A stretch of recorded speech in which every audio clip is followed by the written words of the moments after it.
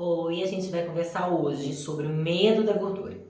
O medo da gordura é uma lógica do controle de peso que é muito assustadora, porque ela controla e paralisa a forma de pensar da mulher, chegando a levar a mulher a ter uma distorção da realidade. O mito da beleza, ele cria uma espécie do que Naomi chama de o deus da beleza. E aí, para esse deus da beleza, o pecado é a gordura e o envelhecer. Então, se queremos ser santas, nós não podemos pecar. Ou seja, o prazer pelo alimento, o prazer por vivenciar a comida é algo sujo. E a gente tem que se manter santa, limpa, magra para o juízo final, que é o verão, onde os nossos corpos são expostos. E aí, as nossas vergonhas, os nossos pecados, toda a culpa que carregamos por esse pecado, fica à mostra.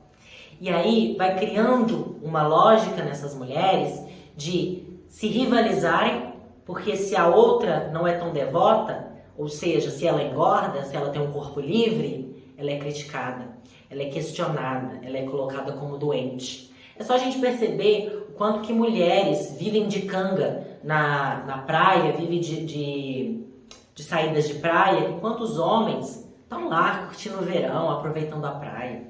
Quantas mulheres já deixaram de dançar, de ir em algum lugar, de usar certa roupa, de colocar um biquíni, de viver o verão, pelo medo do corpo, pelo medo que seja exposto que ela pecou contra o Deus da beleza, que ela engordou, que ela foi fraca, ela foi pecadora, e aí ela merece ser envergonhada por isso.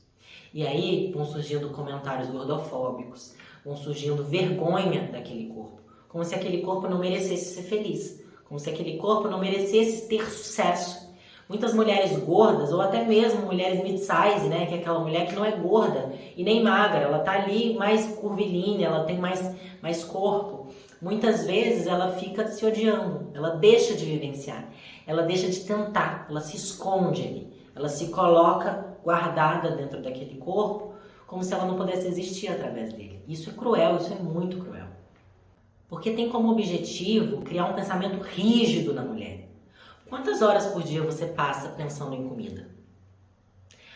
O mito da beleza, o medo de emagrecer, ele coloca nas mulheres um pensamento compulsório por comida.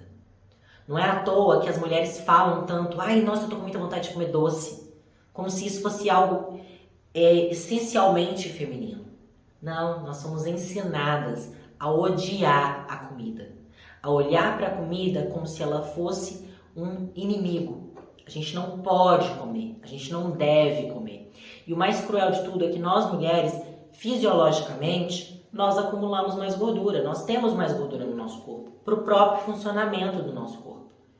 E aí, da mesma forma que o envelhecer é algo que não tem como a gente fugir, o ter gordura no nosso corpo também não tem como fugir. É algo muito custoso para uma mulher não ter gordura, né, níveis de gordura no corpo. Porque é natural, a gente precisa para o nosso funcionamento natural. Então olha como é uma negação daquilo que somos, daquilo que vivemos, do que nos constitui. É uma negação de ser o eu, é uma negação de existir, é se colocar mais uma vez na posição de objeto na prateleira. Quando eu falo de objetificação das mulheres, não é só sobre um contexto sexual, é sobre desumanização. É sobre nos tirar desse lugar de humano. Desse lugar que pode viver o corpo de forma livre. E aí, se uma mulher escolhe ser livre e viver o corpo dela, aí ela é mal amada. Claro que ela não se acha bonita. Enquanto tem vários homens gordos, vários homens sem muitas características interessantes, não só físicas como na vivência da vida, que eles têm, assim, uma ótima autoestima e acham que pode julgar todas as mulheres. Mas ele não olha para ele mesmo. Porque as tecnologias de gênero não convocam esse homem para olhar para o seu próprio corpo com tanto ódio. Teve uma vez que eu vi uma charge muito interessante, que era uma mulher se olhando no espelho e a mulher estava magra e ela se olhava gorda.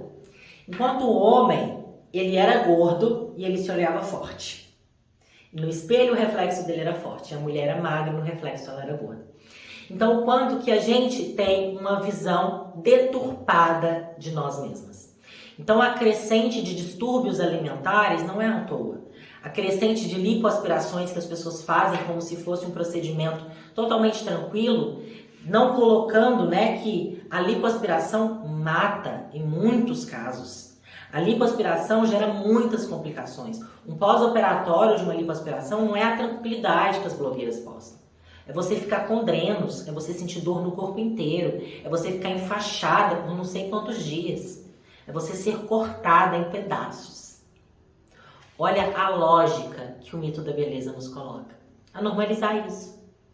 Não é muito difícil você pensar em alguém que fez lipo perto de você. E talvez mais de uma vez. Por que ela tem que odiar esse corpo num nível que ela tem que se cortar? Ela tem que arrancar pedaços dela. Pensa sobre isso. Reflita como que você tem olhado para esse corpo. Como você tem olhado para o corpo de outras mulheres. Como que você tem se avaliado, mas como você tem projetado isso no corpo das outras também. Sabe por quê? Muitas vezes somos usadas como manutenção, né, defensoras desse mito. A gente começa a achar que é tão verdade que a gente começa a apontar o dedo para outra mulher. A gente começa a questionar ela. A gente começa a ridicularizar o corpo dessa mulher. E aí a gente vai sustentando essa lógica opressora com nós mesmas. Então, não é esperar que o sistema vá mudar. O sistema lucra com as nossas inseguranças. É a gente se fortalecer para que a gente não viva em função desse corpo com ódio, com destruição, não querendo olhar para si mesma.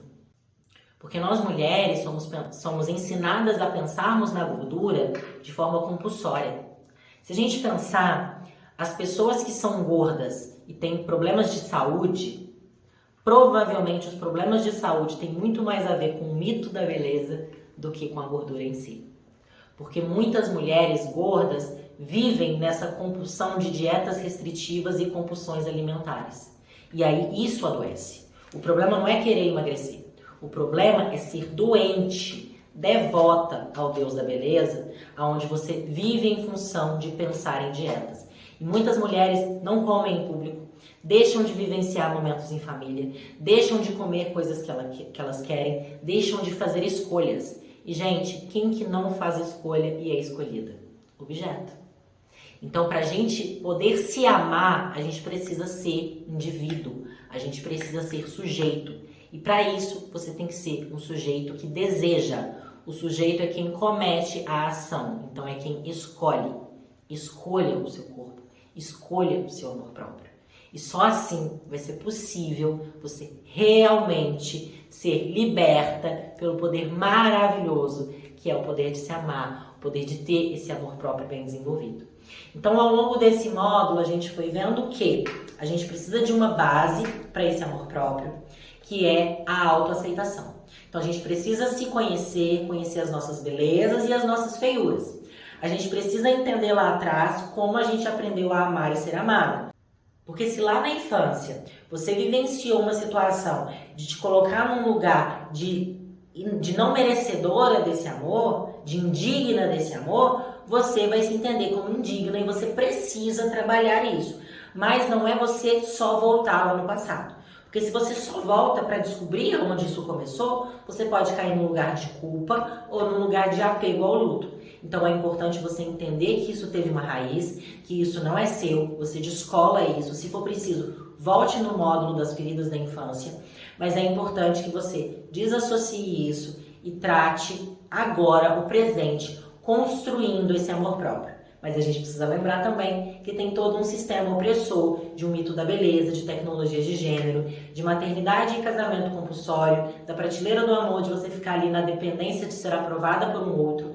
Então a gente precisa também ser consciente. Então o amor próprio ele vai ser pautado em uma vida mais consciente, onde você tem mais consciência daquilo que você escolhe. Como, por quê, quem, aonde, o que te fez escolher aquilo. É você verdadeiramente ser dona da sua própria vida. Então seja livre. E aí no próximo módulo a gente vai falar sobre o poder. Como despertar esse poder, como viver esse poder e como alimentá-lo diariamente. Para aí então, depois, a gente conversar sobre relações saudáveis com o outro. Então eu te espero lá no próximo módulo. Tchau!